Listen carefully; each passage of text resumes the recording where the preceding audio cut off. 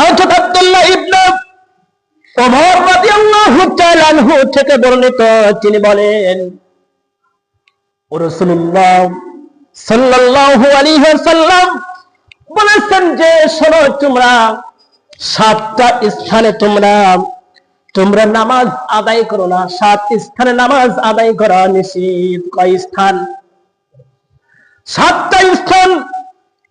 1 number হলো ওই জায়গা, যেই জায়গায় গোবর আছে, ময়লা আছে, ঠিক আছে, গোবর জাতীয় নাপাক যে ময়লাগুলো আছে, 1 নাম্বার ওই জায়গায় নামাজ পড়া যাবে না। 2 নাম্বার হলো কসাইখানা, যে কসাইখানা শুধু রক্ত আর রক্ত নাপাকি থাকে, আছে কি নেই? এই জায়গায় নামাজ পড়া যাবে না। 3 নাম্বার পয়েন্ট হলো কবর কেন্দ্রিক নামাজ পড়া যাবে না। আল্লাহ পাক রাসূল বলেছেন লা তাত্তাখিযুল কুবুর মাসাজিদ, কবর কেন্দ্রিক করে মসজিদও বানানো যাবে না, সিজদাও করা যাবে না। কবর কি সিজদার জায়গা? কবর হলো ওখানে তারা মৃত মানুষ ওখানে শুয়ে আছে, তাদের জন্য মাগফিরাত করেন, সমস্যা নাই। কবর কেন্দ্রিক করে সিজদা করা যাবে, এটা হারাম, রাসূল নিষেধ করেছেন।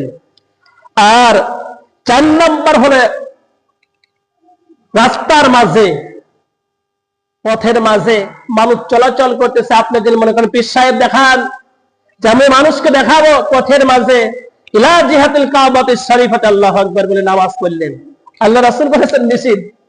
কয় number point? 4 number point. 5 number হলো গোসলখানা অপবিত্র থাকে না, সময় কেটে থাকে, গোসলখানায় নামাজ পড়া আল্লাহ রাসূল বলেছেন নিষিদ্ধ। আর 6 নাম্বার হলো যেই জায়গায় উট বাঁধা হয়, উট থাকে, ওই উটের স্তব গুলো থাকে, নাপাকি থাকে, এই উটের জায়গা আল্লাহ রাসূল বলেছেন, নিষিদ্ধ করেছেন যে ওই জায়গায় নামাজ পড়বে না। থাকে বলেন নামাজ, ওই জায়গায় নামাজ পড়বেন না। আর 7 নাম্বার, আপনি যদি মনে করেন যে আমার এখন সুযোগ আছে, কাবা ঘরের ছাদে উঠবো, সবাইকে দেখা কাবা ঘরের ছাদের উপর নামাজ ব্যয় করব, কাবা ঘরের ছাদের উপর নামাজ পড়তে আল্লাহ রাসূল নিষেধ করেছেন। হ্যাঁ, হযরত বিলাল যখন রাসূল সহ মদিনা থেকে মক্কা বিজয় করেছিলেন না, ওই সময় মাইক ছিল না, ওই সময় মাইক ছিল। হযরত বিলালকে বলেছে, বিলাল তোমার এখন অ্যাকশন। কি অ্যাকশন? এখন তুমি এই কাবা শরীফের উপর ওইটা তুমি আজকে আযান দাও, আজকে যখন তো মক্কা বিজয় হয়েছে মদিনা থেকে, আজকে নিচে থেকে তুমি আযান দিবে না।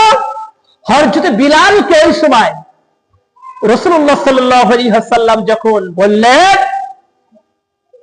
ওই বিলালকে সবাই লাগে তাকে ঢাকা দিয়ে উপরের দিকে তুলে দিলেন যে বিলাল তুমি আজকে আযান দাও। নামাজ পড়ে নাই কাবার উপর, কাবার যে ছাদের উপর হযরত বিলাল নামাজ পড়ে নাই, আযান দিয়ে আবার নবী এসেছে, এই জন্য ওখান থেকে আইছে।